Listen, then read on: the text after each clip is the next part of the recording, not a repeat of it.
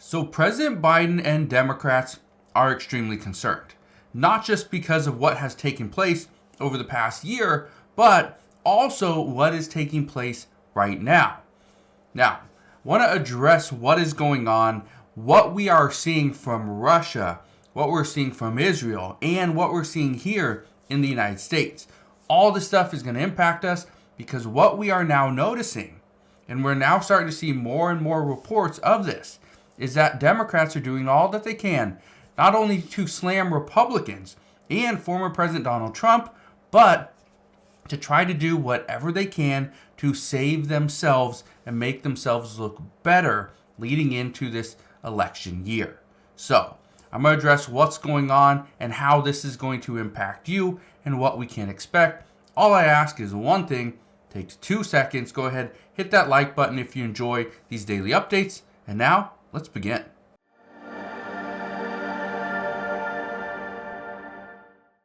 So we can now start to tell why and how Democrats are so concerned because we are starting to get more and more reports like this.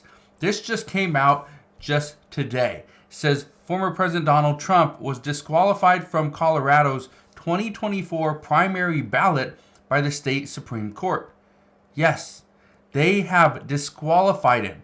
He, as of right now, will not be on Colorado State's primary ballot. This is according to the Supreme Court, and they're saying that he can't because, according to an 1868 law or provision, it says that they can bar insurrectionists. That is what they're saying. Interesting that they are now starting to call him an insurrectionist. But it's not just that. The White House also plans one more Ukraine aid package, and then it's going to put it up to Congress.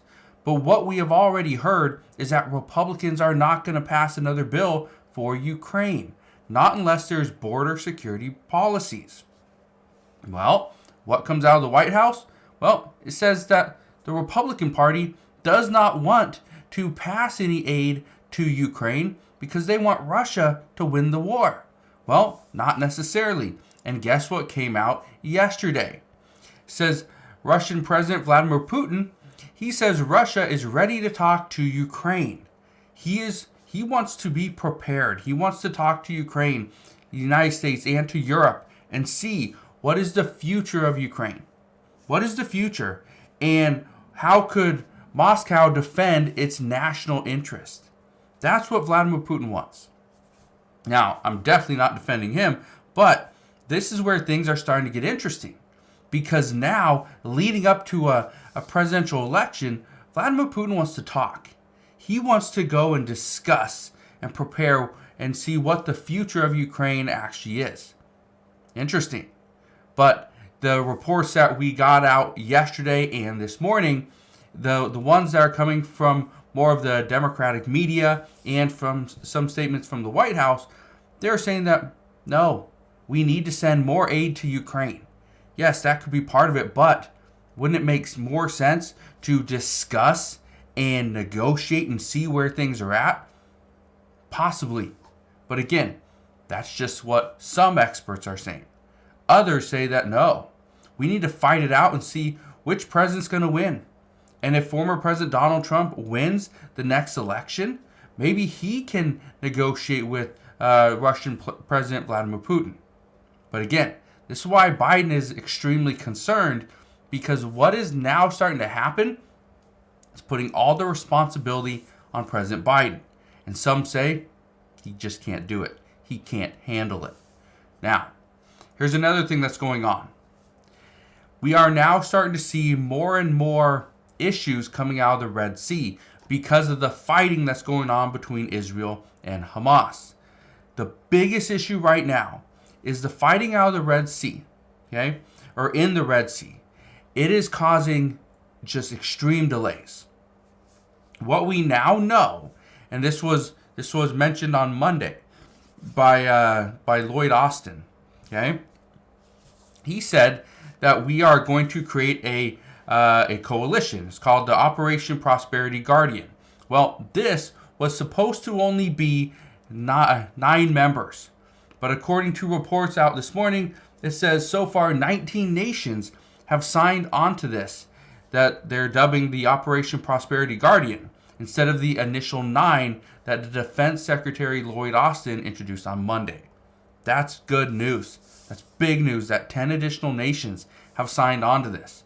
This means, and now these are unnamed, we do not know these yet, but this is according to the White House National Security Council spokesperson, John Kirby, said that we now have 19, but he did not name the other 10. So we only have the first 9. Now, with that said, how does this really impact us? Well, here's the thing. It's not just the Red Sea, it's also the Suez Canal. They both impact us. Now, you may remember back, I think it was like 2 years ago, there was a ship, it was called, I think, the Ever Given. This ship it got turned, it was stuck, it was blocking the Suez Canal.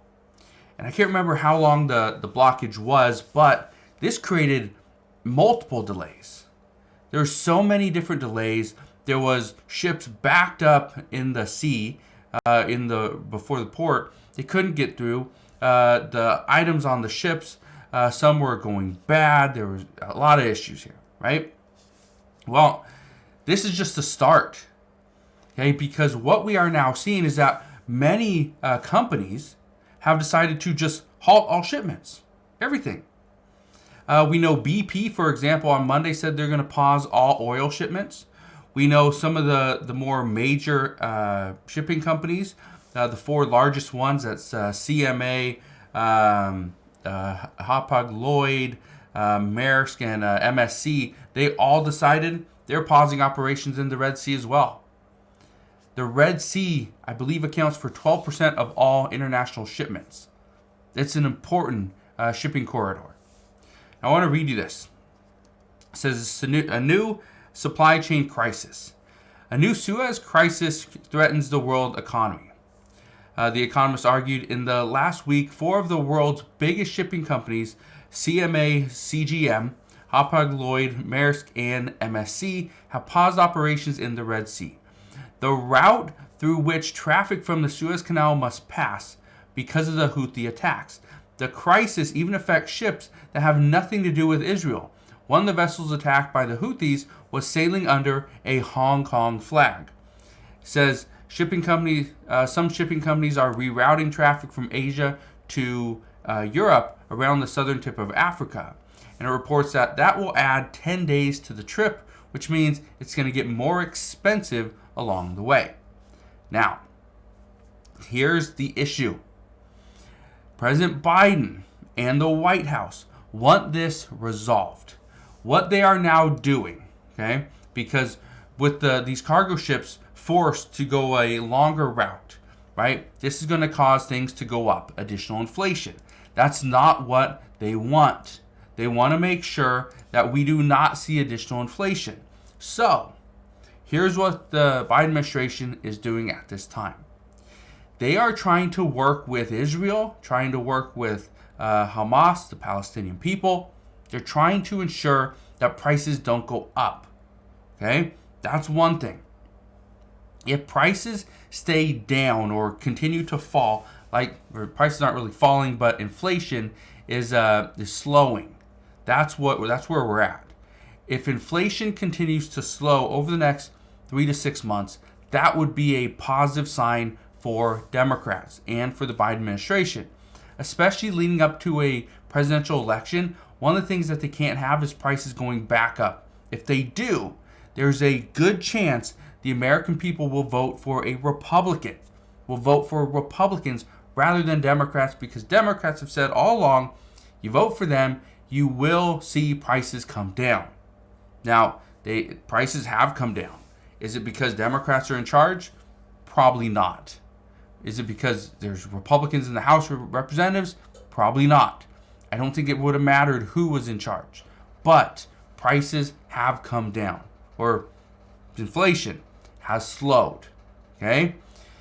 With that said, one thing I can tell you is if we see additional inflation, that will ruin the Democratic Party, because voters will vote for Republican. They will not vote for Democrats, according to multiple reports. Now, also, there's so many issues happening right now, and this is what we are going to face. We are going to see these different smear campaigns where people are trying to, blast other people, saying that this person did this, they're not qualified to be president or be a senator or a representative. We're going to see that all over the place. Case in point, we're already seeing Democrats go after former President Donald Trump. We saw this years ago, but they continue to go after him to ensure that he is not on the ballot. They want to block him from even being a candidate. Think about that for a second. Because what is the Republicans' next move? What do Republicans do next? Right? This can go back and forth. But the issue with this is now you are in the mix. You are being told different stories, potentially lies, and it's going to be tough to figure out what is the truth and what is not. So, I promise I'll be here every step of the way. I'll fill you in on all the latest news and updates, but that, as of today, is all we know. So again, thank you guys for watching. Consider subscribing, and I'll see you guys on the next one.